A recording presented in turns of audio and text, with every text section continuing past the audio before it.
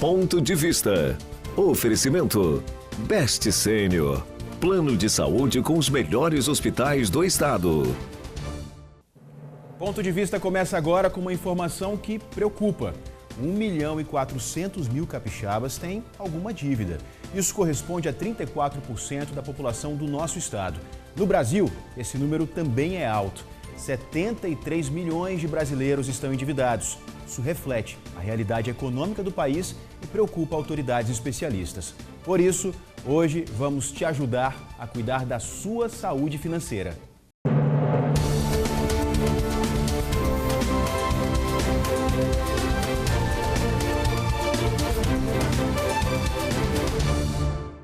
Uma pesquisa recente, realizada pela PwC, revelou algumas informações sobre a saúde financeira do brasileiro. Entre os dados, mais de 40% dos brasileiros não conseguem guardar dinheiro no final do mês. Primeiro vamos entender esse cenário para depois pensar em soluções. Comigo aqui no estúdio, Cecília Perini, economista, já passou por grandes instituições bancárias e hoje atua na XP Investimentos. Cecília, obrigado por estar com a gente. Oi, obrigada Felipe. Cecília, como é que anda a saúde financeira do brasileiro, do capixaba e, claro, do brasileiro também? A gente tem até que, para falar sobre isso, a gente tem que falar um pouco sobre educação financeira. A gente carece muito de educação financeira, eu acho que a gente tem conseguido mudar um pouquinho esse cenário, mas ainda, o brasileiro ainda não sabe lidar com finanças, com o salário, com os recebimentos. E isso acaba acarretando diversos problemas, Você falou aqui no início sobre o endividamento, O endividamento é bom até a gente traduzir e explicar um pouco mais, Isso que eu ia te pedir para fazer essa explicação para a gente, porque quando eu falo que tem 1.400.000 capixabas endividados, você aí de casa pode pensar que são capixabas que estão devendo inadimplentes, mas não é bem assim, né? Não. A inadimplência é uma coisa diferente do endividamento. O endividamento é você ter um compromisso financeiro. Financiamento bancário. Um financiamento bancário, até mesmo um carro, financiamento de um carro, de um apartamento. Então, isso é saudável dentro de um planejamento financeiro. Desde que esteja em dia. Desde que esteja em dia e que não esteja te comprometendo no dia a dia, a sua saúde financeira.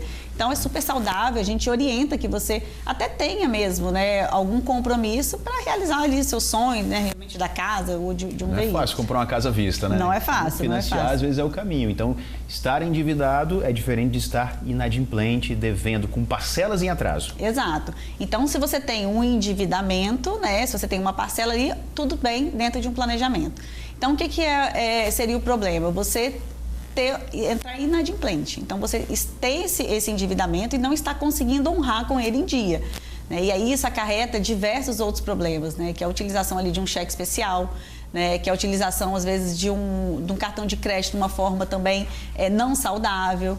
E isso vai virando uma bola de neve e aí sim acaba descontrolando todo ali o orçamento das famílias. E aí perde o controle. Você falou em cartão de crédito, eu quero entrar nesse assunto, mas não agora, porque é um assunto polêmico. Muita gente usa cartão de crédito e às vezes dá uma atrasada ali no pagamento. Aí você vê, atrasei 5 dias, atrasei 8 dias. Já é um juros absurdo. Mas vamos falar sobre isso daqui a pouco, porque eu queria que você explicasse quais são os principais erros ou desafios quando o assunto é dinheiro.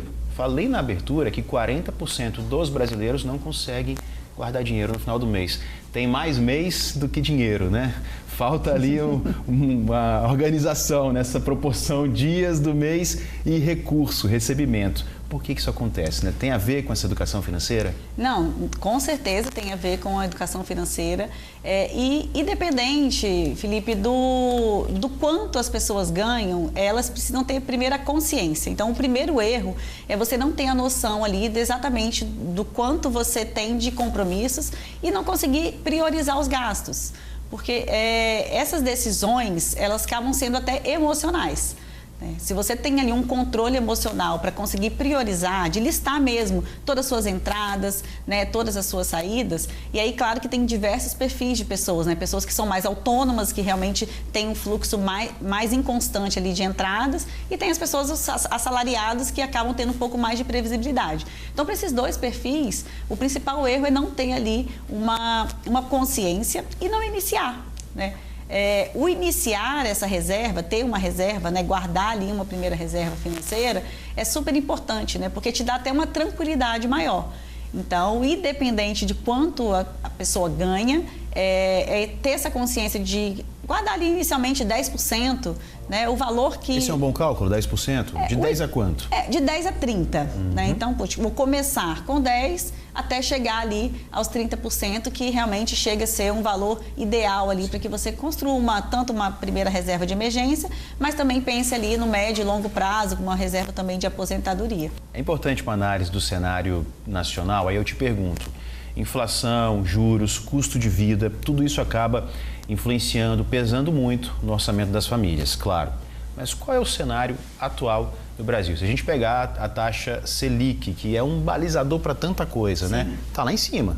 Exato. E que consequências isso pode gerar na vida de quem está ali, ó, do outro lado, assistindo a gente, que está em casa agora, depois do almoço, dando aquela descansadinha para seguir a vida, mas está pensando, está refletindo sobre tudo isso que a gente está falando aqui, né? O que esse cenário nacional, esse cenário atual, acaba influenciando na vida das pessoas. Vou partir pela taxa Selic. Não, a gente está num cenário realmente que acaba complicando, principalmente para quem está ali inadimplente, ou quem precisa contrair uma dívida agora, né? Então, talvez, até esses pontos a gente tem que avaliar. É o momento de eu trocar o carro, ou de fazer um financiamento, de comprar um imóvel? Porque você vai pegar um patamar de juros realmente muito mais alto. Os juros estão mais altos. Os juros estão mais altos. Então, você vai ter que ali comprometer, né, parte dessa dívida a juros, né? Então, não é um bom momento para tomar umas decisões precipitadas. Então, é interessante que você tenha realmente um planejamento, se organize.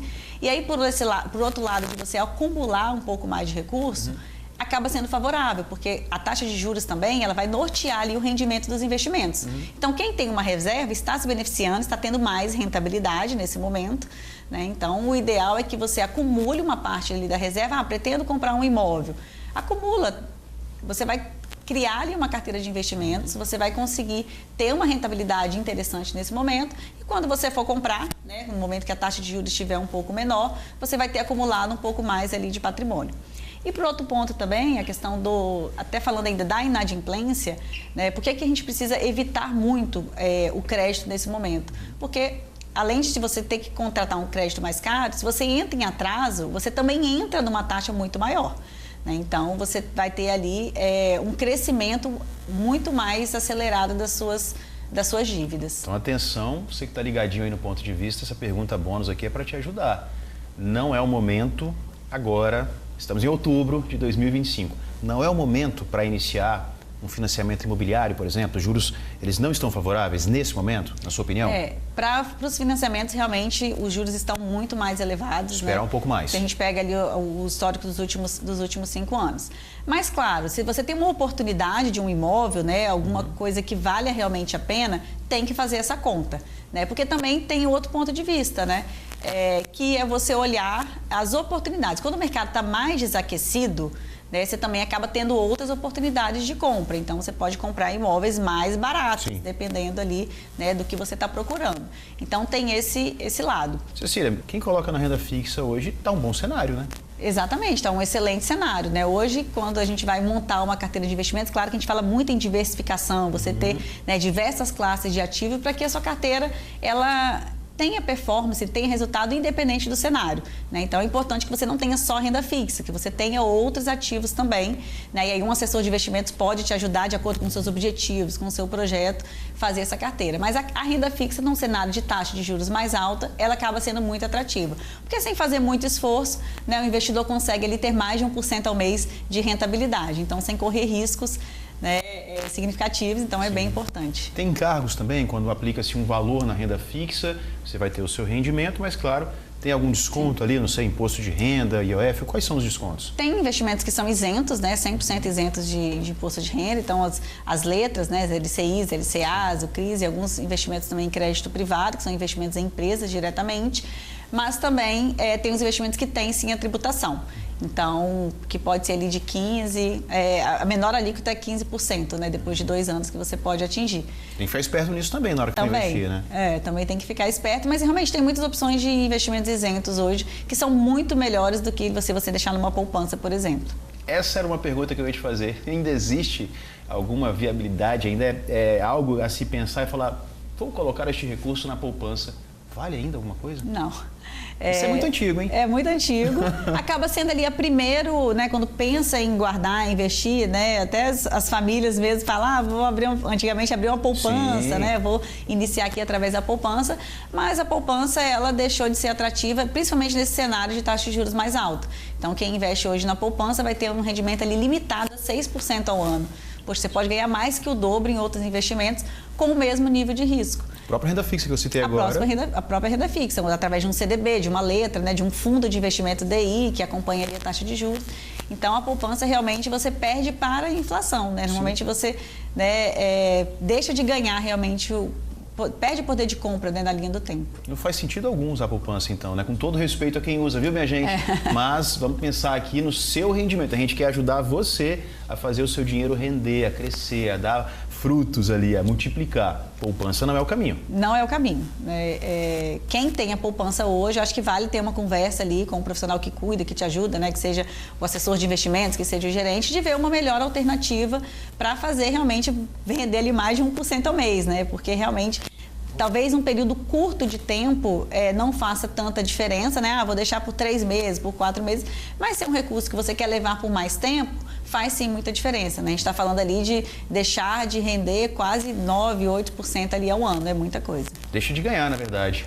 Deixa de ganhar. O papo tá maravilhoso, estamos ajudando você aí de casa a respeitar bem o seu dinheiro, porque é um dinheiro suado, não tá fácil ganhar dinheiro não, viu? Então faz o seguinte, vamos tomar uma água, tomar um cafezinho rapidinho, esse horário de pós-almoço, é aquele horário que você está ali descansando para voltar para o trabalho. Então segura aí um pouquinho que a gente vai para o intervalo e a gente volta com mais informações sobre os juros do cartão de crédito, sobre o melhor investimento para quem quer começar. Tem muita coisa importante para falar com você, para que você gaste o seu dinheiro com responsabilidade. Cecília, então, um instante só e a gente já volta.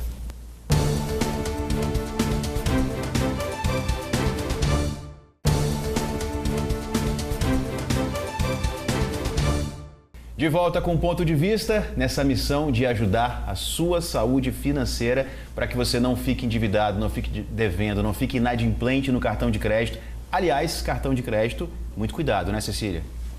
O cartão de crédito, ele pode ser um grande aliado, né, para você ter até mais organização e concentrar ali os seus gastos nesse cartão, mas ele também pode virar um vilão, né, se você não tiver uma organização e gastar mais do que cabe ali no seu orçamento, né? Até porque os cartões, né, hoje a maioria das pessoas tem acesso a não só um cartão, a diversos cartões. Tem muitas ofertas, nós falamos aqui um pouco sobre as propagandas ali para o consumo, mas também tem as propagandas para você consumir também produtos financeiros. Né? E o cartão de crédito, se você tem 1, 2, 3, e algumas pessoas usam eles, né, simultaneamente. Que perigo. E acabam atropelando mesmo ali as contas e fazendo dívidas maiores do que cabe no orçamento do mês. Cecília, as instituições financeiras têm um pouco de culpa nisso. Eu vou citar um exemplo aqui. Tem alguém do meu trabalho que tem um salário ali de 6, 7 mil reais por mês. Ela tem pelo menos 3 cartões, como você disse. Um dos cartões, o limite é de 10. O outro limite é de 12 mil reais. E um outro limite de 8 mil reais. Somando tudo isso, dá muito mais do que o que ela ganha por mês. Né? Eu sei que tem que haver uma inteligência por parte do usuário que tem aquele cartão. Mas as instituições financeiras, elas facilitam. Isso não tinha que ser mais regulado ou está tudo bem?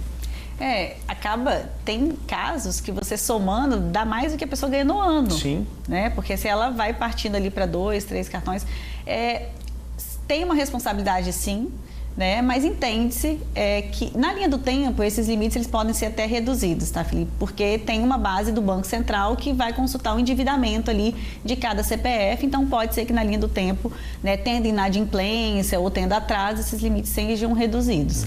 Mas no primeiro momento, se é uma pessoa que acaba contratando esses cartões e comprando tudo ao mesmo tempo, realmente a responsabilidade passa a ser da pessoa, né? Então é importante muito ter essa consciência, né, e usar realmente a favor, né? Que seja para adquirir ali um parcelamento, né? Um bem parcelado, mas para usar também no dia a dia, até porque o cartão ele também traz benefícios. Sim. Né? Tem tanto as pontuações por milhas ou os investbacks que acabam também te trazendo, né, um retorno. Então, muitas pessoas concentram ali as despesas mesmo do mês, né, todo o consumo ali da família, para que tenha esse benefício também por trás. E aí benefícios de viagens, entre outros que os cartões acabam trazendo também. Porque isso funciona muito, né?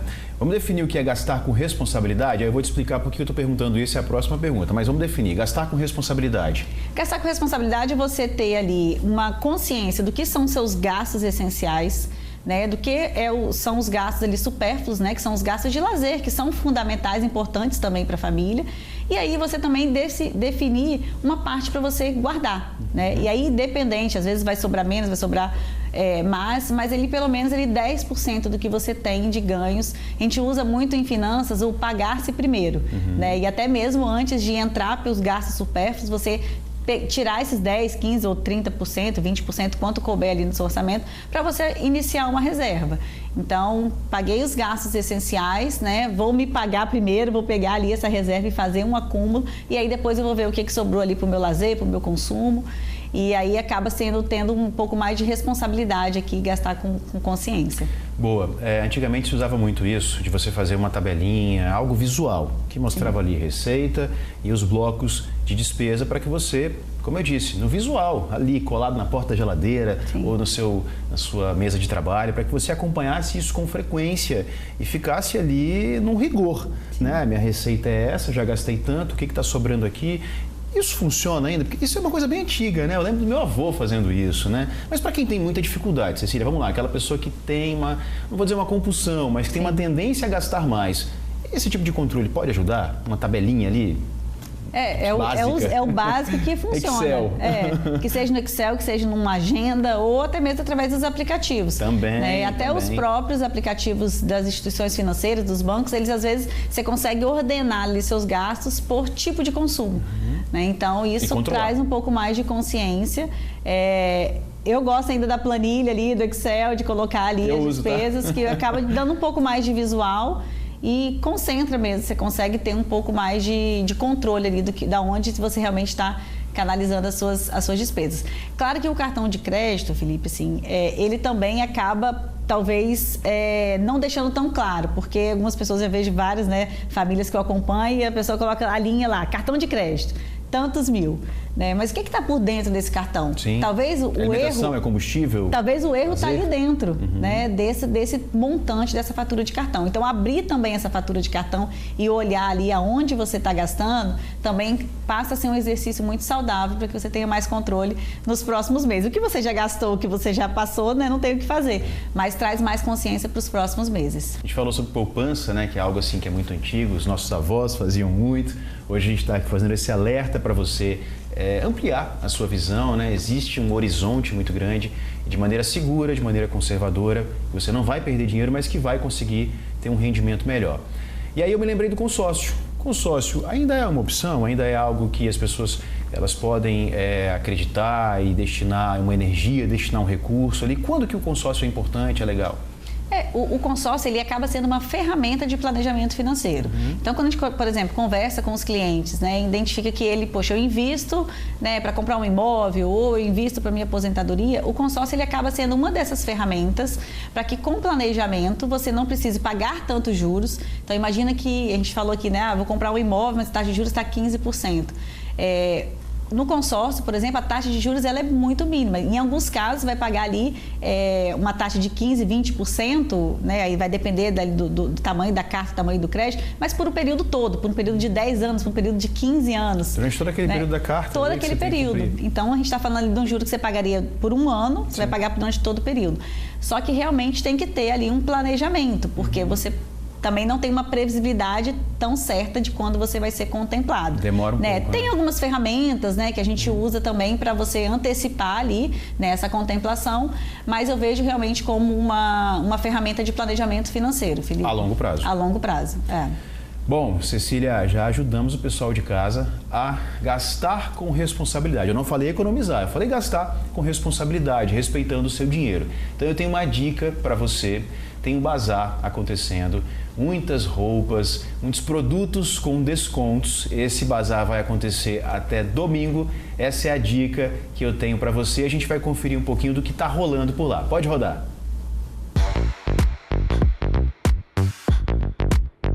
Esse ano me surpreendeu. Lojas que eu nem imaginava que estariam aqui no Exagerado estão aqui no Exagerado e o melhor de tudo, um preço assim, fora do comum, coisa que a gente não espera. Realmente uma surpresa boa. Para essa edição, o cara que vinha aqui na intenção de sair com vários produtos e com muita economia é o lugar certo. Esse é o propósito do Bazar Exagerado. Os descontos chegam a 90%. E tem de tudo: calças, sapatos, camisas. São mais de 100 lojas participando. Estamos aqui na Exagerado, trazendo diversos produtos do sul do país, onde é o forte da cama, mesa e banho, né? Inclusive com marcas famosas. É um trabalho que a gente faz com muito amor, porque são peças com propósito. Além de ser multimarcas, peças de alfaiataria, uma qualidade excepcional, e a gente proporcionar isso para os nossos clientes. É hora de aquecer as vendas nesse período de troca de estação. Para os comerciantes, a regra é zerar o estoque. O verão está se aproximando, as festas estão chegando, então geralmente assim a gente espera um crescimento de uns 10, 15, 20%. Essa é uma oportunidade de comprar barato e de conseguir um emprego também. Afinal, as lojas precisam de apoio e os contratos temporários ajudam e muito. Já trabalhei aqui já no início do ano, conheci aqui como uma renda extra, né, fazendo uns freelance, e eu gostei de trabalhar aqui. Tenho outro emprego, sou menor aprendiz, aí encontrei uma nova forma de trabalhar aqui para receber um dinheirinho a mais. E as vendas acontecem ali mesmo, em cada estande. O ritmo é intenso, lembra até uma feira livre. Tem que ser rápido para garantir a melhor peça e o maior desconto.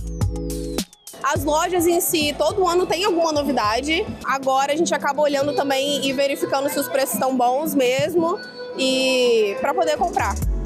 O bazar acontece no pavilhão de Carapina, na Serra, e vai até domingo. Estamos muito felizes, nossa terceira edição aqui no estado, tá bombando. Acabamos de chegar de São Paulo, nossa primeira edição lá foi um sucesso. E aqui a gente fica até domingo, temos muitas programações, tá? Programação cultural, programação com infantil. Então estamos esperando vocês, tem food park também. Então vem que é pra família toda, até domingo. Mas lembre de ter cautela.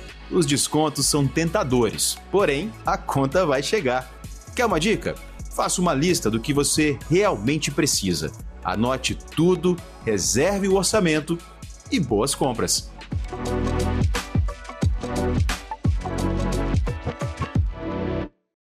Viu aí? Essa é uma dica para você gastar com responsabilidade, gastar com consciência. Aliás, isso também, né, o visual influencia, Cecília. As pessoas vão chegar no bazar e vão encontrar desconto, quero. Melhor seria fazer uma lista do que precisa, né? Antes de sair de casa. Porque ali realmente os gatilhos são inúmeros, né? E realmente são excelentes lojas, né? Excelentes marcas ali. Então, eu iria já um pouco mais determinado, né? Para as marcas que a pessoa gosta mais, né? Porque ela realmente está precisando.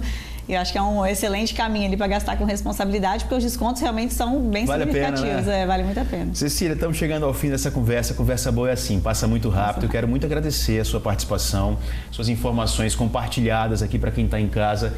Ter essa consciência, essa responsabilidade, ganhar dinheiro não está fácil, gastar é muito fácil, é muito rápido, mas ganhar nem sempre. E aí eu quero encerrar com mais uma informação. 6 em cada 10 brasileiros estão endividados. Dica bônus para mudar essa realidade de quem está assistindo. Não, bacana. Eu acho que a gente está agora caminhando para o final do ano, né? Então, o que passou, né, as dívidas e tudo que já foi contratado, né, a gente não tem como mudar, né? Mas eu acho que vale uma reflexão para o próximo ano. Então, aproveitar agora essa época, né, de 13º, né, algumas pessoas tiram férias e aumentam ali as entradas, né, as possibilidades. Vamos usar esse recurso com consciência. Então, acho que fazer aquele checklist ali, pois quais são os meus compromissos, quais são minhas dívidas, como que é a taxa de juros, buscar a instituição financeira ali para fazer uma renegociação, né? Buscar ali trocar os juros, trocar o tipo de crédito. Estou no cheque especial, vou buscar aqui um crédito pessoal, um crédito consignado para me reduzir a minha taxa de juros. Então é um momento, acho que, para fazer ali uma reflexão do ano, para que o próximo ano entre ali, né, de forma mais positiva, com mais consciência financeira, né? E não cair ali, talvez, na armadilha de gastar todo o 13º só com festas ou com presentes. É importante também, mas organizar ele para entrar o ano um pouco mais organizado vai ser um excelente caminho para quem está precisando. Excelente dica. Afinal de contas, novembro já vem a primeira parcela? Final de novembro já vem a primeira parcela. Então é o momento, de repente, dessa reflexão, né? De não gastar tudo, reservar uma quantia. Às vezes antecipar uma prestação do carro, do apartamento, pagar aliviar aquela dívida. Pouco mais o orçamento do mês, né? Isso. E começar bem, começar com o pé direito 2026. Cecília, obrigado demais por ter vindo, viu? Volte mais vezes. Obrigada pelo convite, Felipe. Valeu. E a você de casa, muito obrigado por sua companhia de todos os dias aqui no Ponto de Vista, sempre às 14h, na sua TV Tribuna Band. Até mais.